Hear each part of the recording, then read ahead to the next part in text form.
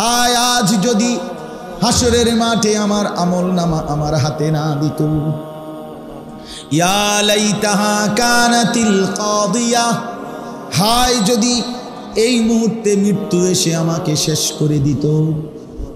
ইয়া লাইতানি কদ্দামতু লি হায়াতি, হায় যদি দুনিয়ার জীবন থাকতে আমি কিছু নেকি পাঠাইতাম।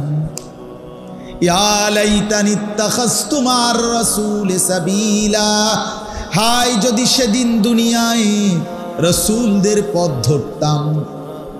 ইয়া লাইতানি লাম আত্তাখিজ ফুলানান খলিলা, হায় যদি আমি ওই অসৎ লোকটাকে বন্ধু না বানাইতাম, যে আমারে মদ জুয়া জিনা ব্যভিচার, যে আমারে সুদ ঘুষ, যে আমারে সন্ত্রাস চাঁদাবাজি, যে আমারে অবৈধ সম্পদ দখল এই অন্যায় শিখিয়েছে, আহা যদি সেই নাফরমানকে বন্ধু না বানাইতাম। সব কোরআনের আয়াত। ইয়া লাইতানি কুনতু মাআহুম ফাআফুযা ফাওজান আযীমা, হায় যদি নেককারদের সঙ্গী হতাম তাইলে আজকে হাসরের ময়দানে আমিও তো কামিয়াব হতাম। ইয়া লাইতানা আতানাল্লাহ ওয়া আতানার রাসূলা, হায় যদি আল্লাহ এবং তার রাসূলের আনুগত্য করতাম। এসব হায় সব কি? ইয়া লাইতানি, বলেন তো শব্দটা, ইয়া লাইতানি। দোস্ত আমার, বন্ধু আমার, এই সামান্য দুই একটা বৈষয়িক পড়ালেখা করে নিজেরে খুব চালাক মনে করেন। ইতান আমরা পড়ছি ভাইয়া, আমরা সায়েন্স বিজ্ঞান বিভাগ থেকেই দাখিল পাস করছি, কুমিল্লা ভিক্টোরিয়া কলেজ থেকে মাস্টার্স পাস করছি। হ্যাঁ, এটি পড়ছি, এ বিজ্ঞানের বইটইও পড়ছি, সরু সরেও পড়ছি, এবিসিডিও পড়ছি। খুব আহামরি কিছু এমন কিচ্ছু না। আর এই ভাত মাছ খাইতে এত কিছু লাগে না। দুনিয়া চলবার জন্য বন্ধু আমার, দুনিয়ার এই শব্দ জ্ঞান এগুলো না হলেও চলতো, দুনিয়া মিলেই যেত। বহু মূর্খ বকলম নাম দস্তখত করতে জানে না, সে কিন্তু পুরা দুনিয়া ভোগ করছে। কিন্তু বন্ধু আমার, সেজদাবিহীন, নামাজবিহীন, কোরআনুল করিমের তেলাওয়াতবিহীন, আল্লাহ তাআলার ইবাদতবিহীন বন্ধু আমার, দোস্ত আমার, আখিরাতের এক বিন্দু এক সেকেন্ডের সুখ মিলবে না। দুনিয়া পড়ালেখা ছাড়াও মিলে যায়, মিলে না?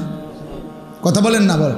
আমি পড়ালেখাকে ছোট করছি না, আমি স্কুলকে ছোট করি না, আমি ইউনিভার্সিটি কলেজ, আমি তো বললাম আমি ভিক্টোরিয়া কলেজ থেকে পড়ছি, আমি ছোট করার জন্য বুঝাচ্ছি না, আমি বুঝাচ্ছি এটা না হলেও দুনিয়া চলতো।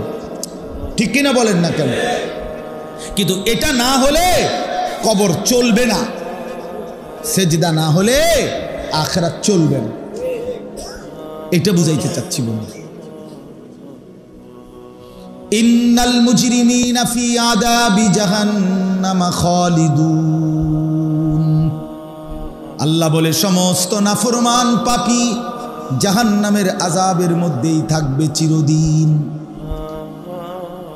লক্ষ কোটি বার জাহান্নামী বলবে, আল্লাহ অল্প সময়ের জন্য একটু বিরতি দেন, একটু 24 ঘন্টার মধ্যে 10টা মিনিট ছেড়ে দেন। আল্লাহ কোরআনে বলেন, লা ইউফাত্তারু আনহুম, 1 সেকেন্ডের জন্য বিরতি দেয়া হবে না। অহুম ফীহি মুবলিসুন, আল্লাহ বলে জাহান্নামী জাহান্নামের মধ্যেই বিষণ্ণ আর মলিন চেহারা নিয়েই পড়ে থাকবে। লক্ষ কোটি বছরে 1 সেকেন্ডের জন্য মুখে হাসি ফুটবে না, না না, শুধু চিৎকার করবে আর কাঁদবে আর আল্লাহর কাছে মাফ চাইবে। আল্লাহ বলবে, ওমা যালামনাহুম ওয়ালাকিন কানু হুমুজ জালিমিন। আল্লাহ বলেন, জাহান্নামীকে বলবেন, বান্দা আমি কিন্তু তোমার উপরে জুলুম করি নাই, তুমি করেছ, তুমি করেছ। ফজরের নামাজ ছিল 4 রাকাত, আমি সময় দিছিলাম প্রায় 1 ঘন্টার বেশি, 4 রাকাত পড়তে 1 ঘন্টা লাগে না। জোহরের নামাজ ছিল 12 রাকাত, আমি কিন্তু সময় দিছিলাম 2-2.5 ঘন্টার মতো। আসরের নামাজ ছিল মাত্র 4টা রাকাত, আমি কিন্তু সময় দিছিলাম 1-1.5 ঘন্টার মতো। আমি কি জুলুম করেছি? হ্যাঁ, আমি কি জুলুম করেছি নি বান্দা? এমন তো ছিল না আজান হইছে আর 3 মিনিটেই ওয়াক্ত চলে গেছে, আমি নামাজ পড়তে পারি নাই। আল্লাহ বলেন এমন তো আমি করি নাই। আল্লাহ বলেন মনে করো বান্দা, সুস্থ ছিলা কয়দিন, অসুস্থ ছিলা কয়দিন, জীবনে হাসছো কতবার, কাঁদছো কতবার, এই মাথায় সুস্থ ছিল কতবার, মাথায় ব্যথা ছিল কতবার। প্রত্যেকেই বলবে আমাদের অক্ষমতা, দুর্বলতা, অসুস্থতা এটা কমই, সুস্থতার সবল এটাই বেশি, ঠিক কিনা বলেন? তাইলে আল্লাহ বলবেন কেমনে জুলুম করেছি আমি? বলো কি কারণ ছিল বান্দা সেজদা করো নাই? এত লম্বা 24 ঘন্টা কেন আমাকে সেজদা করতে পারো নাই? ফজর, জোহর, আসর, মাগরিব, এশা, এটা তো শুধু একদিনের মাহফিল না, একবারের পোস্টার না, প্রতিদিন তো 5 বার ডেকেছি, কেন সাড়া দিলা না? ইয়া আইয়ুহাল ইনসানু মা গাররাকা বিরাব্বিকাল কারীম। আল্লাহ বলেন মানুষ, বান্দারে আমার, আল্লাহ বলে যুবক রে বান্দা, 18 বছরের এই যৌবন আমি তো দিয়েছি, ভিতরের শাহওয়াত এটা তো আমি দিয়েছি, আমি দিয়েছি। মাকে দেখলে একরকম লাগে, নিজের স্ত্রীকে দেখলে আরেক রকম লাগে, শরীরের অঙ্গ প্রত্যঙ্গ তো বরাবর। তো মায়ের দিকে তাকাইলে যা মনে হয়, বিবির দিকে তাকাইলে তার ভিন্ন মনে হয়। 30 সেকেন্ডে আমি দিল বদলায় দিলাম, 30 সেকেন্ডে আমি শাহওয়াত প্রবৃত্তি বদলায় দিলাম। মিনিট মিনিট এটা যিনি করছেন তিনি কিন্তু আল্লাহ। তারে কেমনে ভুলে গেলাম? মা গাররাক বলো না বন্ধু, ছেলেরা বলো না বাপ, কেমনে ভুলে গেলা? আজকের সারা দিনে যারা নামাজ পড়ো নাই, কেমনে ভুললে বুঝবে? চলো তুমি আমার কাছে আসো, নাহলে আমি তোমার কাছে যাই। চলো গলাগলি করে কাঁদি, বলি কেন সেজদা দিলাম, কেন নামাজ পড়লাম? মা গাররাক, আল্লাহ জিজ্ঞেস করছে বান্দা কি হলো রে বান্দা? আমার মতো দয়ালু মেহেরবান মাওলা, মেহেরবান মনিব, আমার মতো দয়ালু মনিবকে ছেড়ে কে তোকে ধোকা দিল? আমারে ফেলে দিলা কেন? আমারে ভুলে গেলা কেমনে? কালকে আমার সিলেট মাহফিল ছিল, গতকাল বিয়ানীবাজার। তো যাওয়ার পথে আমি সিলেট গেছি, প্রথম বয়ান শেষ করে শাহপরান, পরে বিয়ানীবাজার আমার লাস্টে বয়ান ছিল। তো যাওয়ার পথে আমার ঘাড়ে খুব ব্যথা করতে, আমার মনে হয়েছে যে আমার প্রেশার বাইরে গেছে। তা আমি প্রেশার মাপার জন্য একটা দোকানে ঢুকছি, ফার্মেসিতে। অনেক ছেলে ওখানে 30-40 জন একত্রে আমারে একদম ঘেরাও দিয়ে ধরছে 1 মিনিটে। তো পরে আমি প্রেশার মাপছি, একটা ট্যাবলেট দিছে বেচারা, খাইছি, একটু বাড়তি বলছে প্রেশার, তো ঠিক আছে। এরপরে আমার সাথে একজন ভাই ছিল, তো উনি আমার বলতেছে হুজুর এই যে ছেলেগুলো একত্র হয়েছে, ওরা রে আমরা সময় নেই, 1 মিনিটে কুদ্দুর কর না কিছু। আমি ঠিক আছে 1 মিনিটেই বলি। তো বললাম ভাইয়া আপনারা এনে কিল্লেগা আগের থেকেই নিশ্চয় আপনারা অনেক ছেলে এখানে একত্রে ছিলেন, কেন ছিলেন? হুজুর নির্বাচনের কাজে আমরা ওয়ার্কিংয়ে আছি। তখন আমি বললাম ভাই আমার একটাই কথা, যার নির্বাচনই করেন আপনারা, সেটা আমার জানার বিষয় না। বাকি এটা মনে রাখেন, আপনারা যার জন্য কাজ করতেছেন উনি নির্বাচিত হলে আপনাদের এই 5 বছরে উনি আপনাদের প্রত্যেকের সমস্ত প্রয়োজন চাহিদা পূরণ করতে পারবেন। উনি রোডের কন্ট্যাক্ট দিব একজন রে, তো খুশি হবে এই একজন, নারাজ হবে 100 জন। আমিও তো কাজ করছি নেতার লাগে, আমি তো পাইলাম না। কাজেই 5 বছর না 50 বছরেও উনি খুশি করতে পারবে যতজনকে, নারাজ হবে তার চাইতে বেশি, ঠিক কিনা? কিন্তু একজন আছেন যিনি সবাইকেই খুশি করতে পারবেন, তিনি আল্লাহ। তো বললাম চলেন তাকে সেজদা দেন, তাকে। ইনি সবাইকে খুশি করতে পারবে না, উনি সবাইকে খুশি করতে পারবে। বললাম আমি শেষ ওয়াজ, 1 মিনিটে ওয়াজ খালাস, এবার গাড়ি দুটা নাইছি, অল্প কথায় ওয়াজ। এই জন্য বললাম, আল্লাহ বলেন বান্দা আমাকে ছেড়ে দিলে কেন, কেন ছেড়ে দিলে?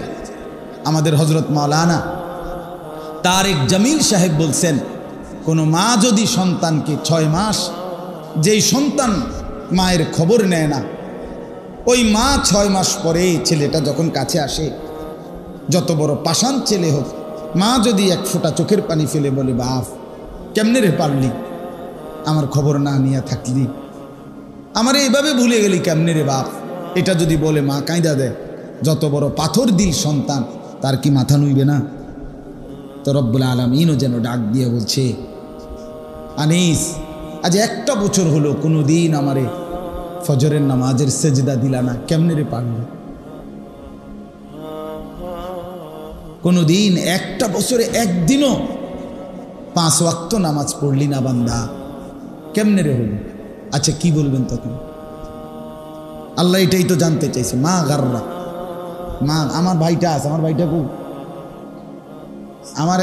আমার ভাই আসছে একজন মাওলানা আরিফ, আমার সাথে এই কয়দিন আগে আমার মাদ্রাসাত গিয়া ইসলাহি মাহফিলের দিন রাত্রে 11:30 বাজে, তার সাথে আরো সাথী ছিল, তো হে আইসা পড়ছে আমার আম্মা মাদ্রাসার পাশে আমার বাসাত, মায় অপেক্ষা করছে রাতের 11:30 12 পর্যন্ত, যে হেঁটে যাওয়ার সময় মার লগে দেখা করবে। তো হে বেখেয়ালে তার সাথে যে আরো লোক নিয়ে আইছে মাহফিলে, আমাদের মাহফিলে, তো চলে গেছে।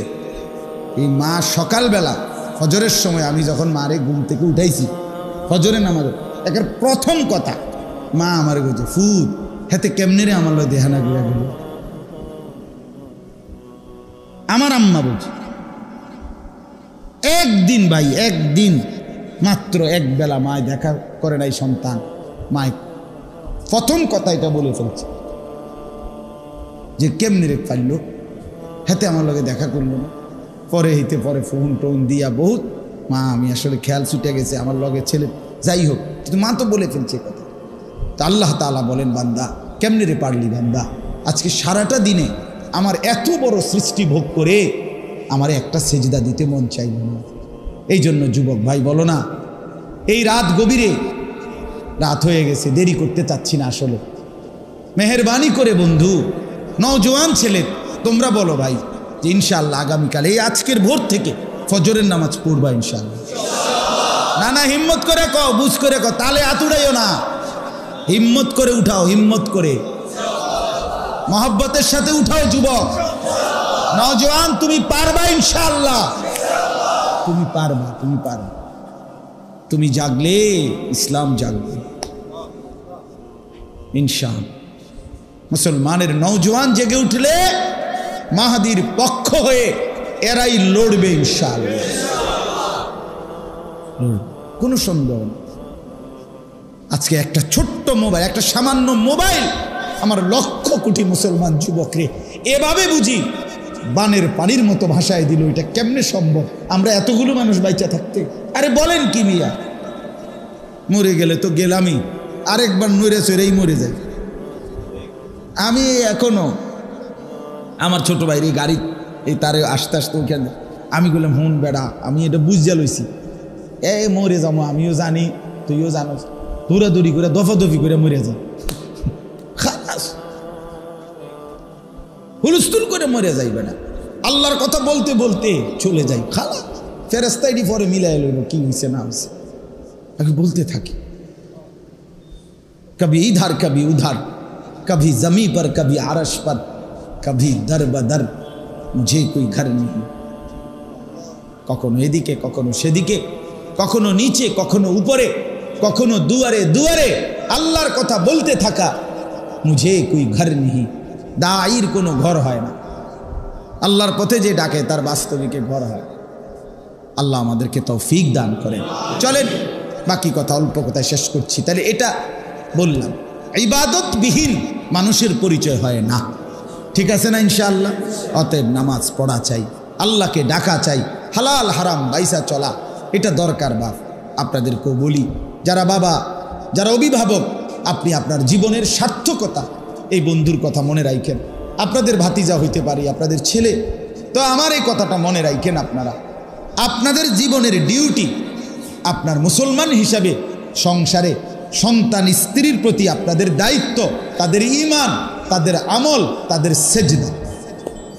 আল্লাহ কোরআনে বলছেন, ওয়ামুর আহলাকা বিসসালাহ, তুমি তোমার পরিবারের সদস্যদেরকে নামাজের আদেশ করো। ওয়াসতাবির আলাইহা, নিজেও নামাজের উপরে মজবুত থাকো। এরপরে আল্লাহ বলছে, লা নাসআলুকা রিজকা, আল্লাহ নিজে বলছে, বান্দা বিশ্বাস করো, স্ত্রী সন্তান সংসার চালাইবার জন্য আমি তোমার রিজিকের সাহায্য চাই না।